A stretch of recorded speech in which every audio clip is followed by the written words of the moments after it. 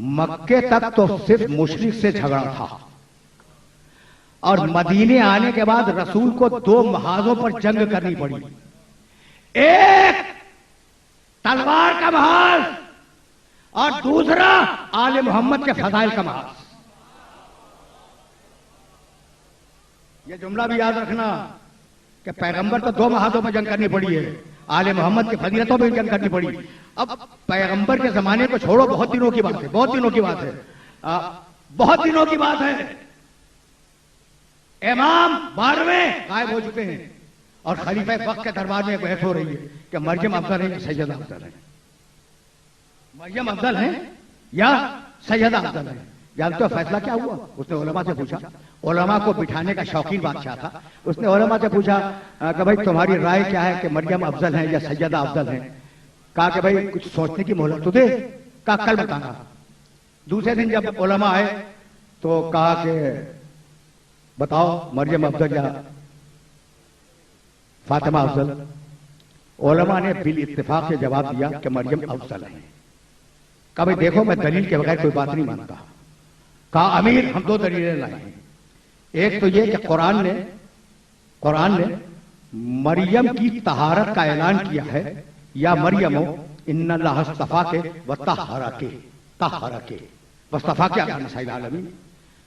मरियम अल्लाह ने तुम्हें ताहिर किया है, तहरा के। ठीक, फातिमा के लिए कोई तज़किरा नहीं है, इसलिए मरियम अफजल, नऊज़ु बिल्लाह फातिमा कमतर। कहा कोई और भी दलील है? कहा कि हाँ, कुरान में 19वां सूरा है सूरह मरियम, फातिमा के लिए तो एक भी सूरा नहीं है, इसलिए मरियम अफजल हैं, फातिमा नऊज़ु बिल्लाह कमतर है।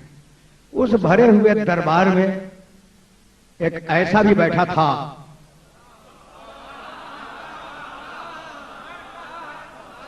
जिसने इस जुमले को बर्दाश्त नहीं किया और वो खड़ा हो गया और कहने लगा कि अमीर ये तेरे दस्तरखान पर पलने वाले उलमा,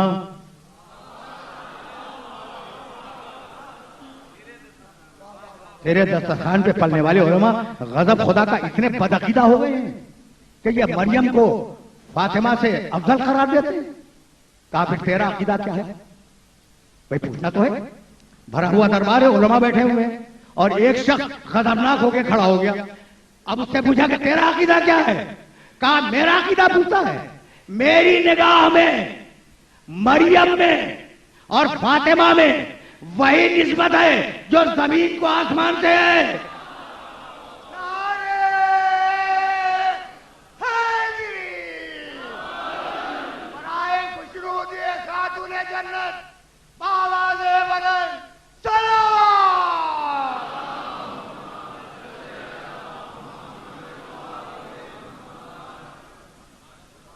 खलीफतुल मुस्लिमीन ने यह जुमला सुन तो लिया और उलमा की थ्योरियों पे बल भी आ गए, लेकिन उसने अदल का सबूत किया। उस वक्त तलवार खींची और बरहना तलवार अपने सामने रखी और अली के उस चाहने वाले से कहने लगा कि अगर तूने अपने दावे को साबित न किया तो सरे दरबार तेरी गर्दन उड़ा दी जाएगी, दावे को साबित कर। उसने एक कदम आगे बढ़ाया और कहा कि अमीर सुन, मरियम के लिए एक मरतबा लफ्ज आया तहरा के, और मेरी शहजादी के लिए 2 मरतबा लफ्ज आया यो तहरकुम ततहीरा।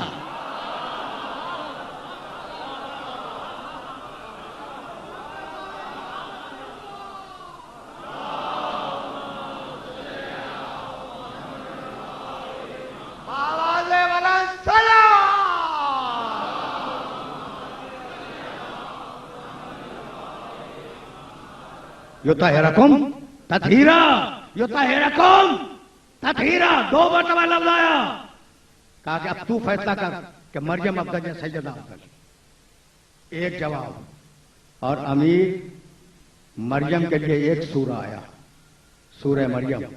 शहजादी के लिए 2 सूरे आए, सूरह हलाता, सूरह कौसर।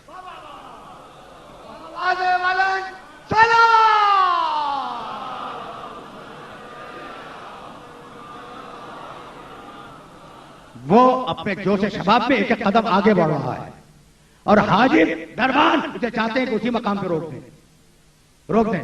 खलीफा वक्त ने कहा कि नहीं, इसे बढ़ने दो। सुने तो कि ये कहता क्या है? सुनोगे उसने क्या कहा कि अमीर तशफ़ी हुई कि मरियम अफजल या फातिमा अफजल?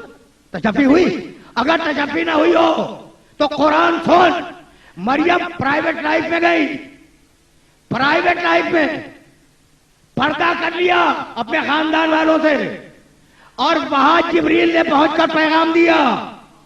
मरियम अपनी जाती जिंदगी में है, जहां मां भी नहीं जाती वहां है,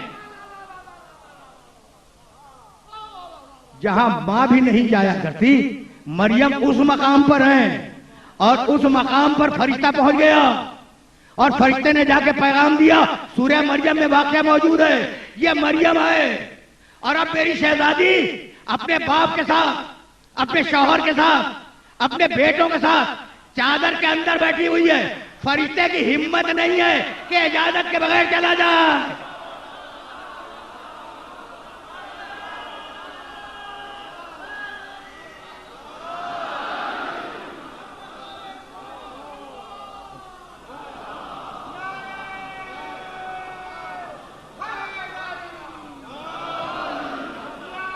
अजी ये है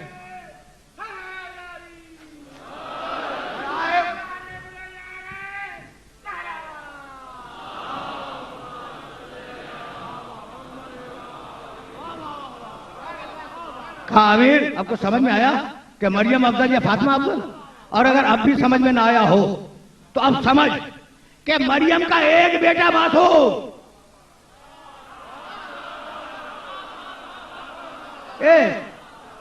एक बेटा मासूम या मासूमों की पूरी नस्ल।